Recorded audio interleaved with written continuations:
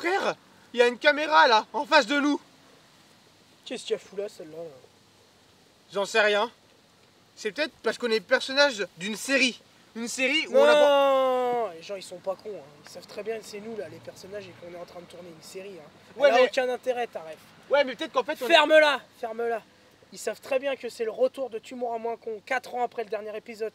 Donc tu me lances le générique là, on y va. Ok.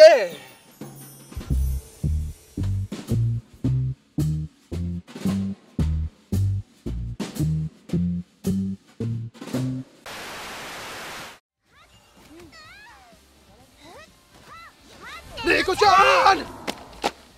Ah mais putain merde, on est jamais tranquille ici, ça se passe comment là? Putain, on peut jamais jouer au calme ici. Putain.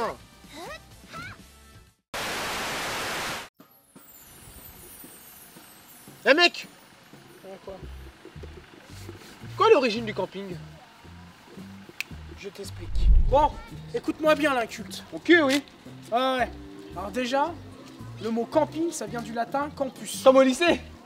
Ferme-la. C'était une activité qui était déjà pratiquée 1000 ans avant Jésus-Christ par les nomades. Tu vois, c'était utilisé par exemple quand les soldats établissaient leur campement. Par exemple, tu peux le voir dans les films comme Troie ou encore Gladiator. D'accord, mais ça je peux quand le camping de divertissement est né. Celui de divertissement.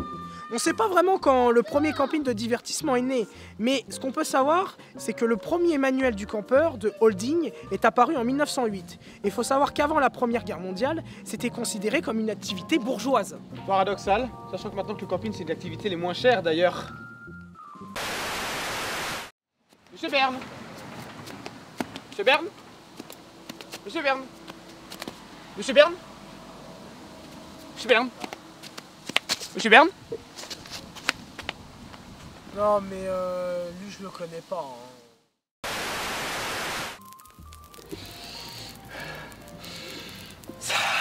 Quel plaisir. Ah, je comprends ce que ressent Dorimi devant un bon steak. Ouais, enfin c'est bien beau de cuire des steaks comme un con, mais est-ce que au moins pour notre culture personnelle, t'auras une petite anecdote sur le barbecue? Je t'explique. Ah ben, l'origine du barbecue est un peu floue, mais le terme barbecue descendrait de l'hispano-amérindien barboca. Grosso modo, le terme est arrivé en France vers les années 1950 et en provenance des Américains, les premiers à avoir parlé de barbecue. Ok, évidemment, mais c'est quoi ton anecdote Laisse-moi finir. Juste te parle des Amérindiens, c'est pas pour rien. En vrai, c'est une coutume indigène découverte par Christophe Colomb en 1493, qui était à la base un procédé utilisé par les Amérindiens prévu pour conserver la viande en haute montagne. En gros, tu mettais la viande sur un bâton avec des épices puissantes sur une plateforme de bois au-dessus d'un bon feu de bois. Ouais.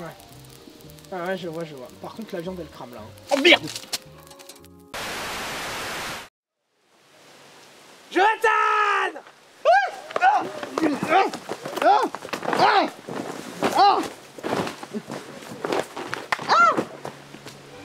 Ceci était un message du ministère anti-claquettes chaussettes. Non mais sérieux les gars, c'est quoi cette merde? C'est moche. Les coups de bourgeois, les coups de bourgeois! Et il a côté le cochonnet! Et le pêche le cochonnet! Oh! C'est pas possible ça.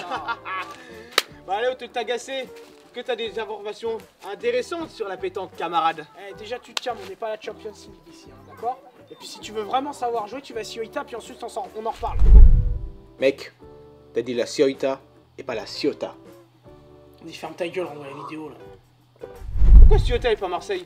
Bah, Cioita, c'est une ville juste à côté de Marseille, et c'est justement de là que vient la pétanque, si t'étais un peu cultivé. Et c'est justement là où t'as un certain Jules, dit le noir. C'est raciste ça, monsieur. Raciste. T'es sérieux toi? Alors déjà, avec ton accent de merde, tu me dis pas que je suis raciste, premièrement. Ça c'est la première chose. Et la deuxième, ça serait en 1908 que ça serait arrivé justement. Et comme par hasard, pile au moment où l'autre con il nous a pondu son bouquin sur le camping. Je suis sûr que c'est un campeur ce mec en vrai. Ça je sais pas, hein, mais apparemment ça existait depuis bien plus longtemps sous d'autres formes. Genre par exemple, les premières civilisations antiques comme les Égyptiens, la Grèce, Rome et même la Gaule pratiquaient déjà des jeux de boules. Non, on la fera pas, allez, on la fera pas. C'est surfait, c'est surfait. C'est surfait ces blagues-là, c'est surfait. Non. Et c'est d'ailleurs pendant la Seconde Guerre mondiale, précisément le 16 janvier 1945 à Marseille, que les présidents et représentants des comités boulistes créent la Fédération française de la pétanque et des jeux provençaux. T'es mauvais, t'es mauvais. Wow. Hé Ouh Hé Hé frère, t'aurais pas vu Stéphane Bern? Qu'est-ce que tu racontes, toi?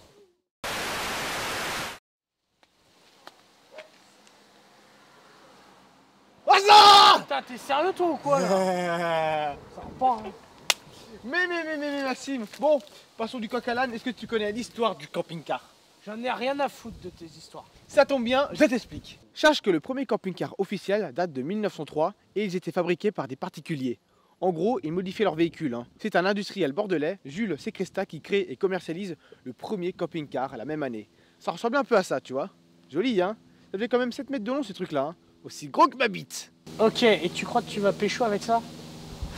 Bon, vas-y, laisse-moi pisser là. Ah, t'étais en train de pisser? Sur la tente de Paul.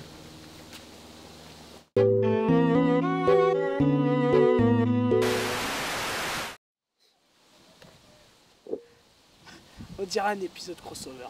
De ouf.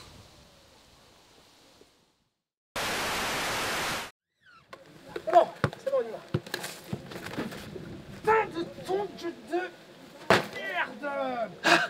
Comment évoquer le camping sans évoquer le lancer de tong? Le championnat du monde de lancer de tong. Ah, mais j'en ai rien à foutre, je viens de me niquer la cheville là! Eh bien, savez-vous qu'il existait un championnat du monde de lancer de tong? Oh putain, mais on s'en fout de ton histoire, je viens de me niquer la cheville là! Et bien d'ailleurs, en parlant de ça, c'est à Ourtin, en Gironde, que Frédéric Lambert et Nicolas Mercier ont réalisé un lancer de tong de plus de 39,95 mètres. Mais on s'en branle! Viens m'aider, je me suis niqué la cheville là, au lieu de regarder cette putain de caméra! Ils ont battu le record de 2012 avec le jet de 34 mètres. Fascinant, n'est-ce pas? Mais tu crois que tu vas pécho quelqu'un avec cette anecdote? Allez, bonnes vacances!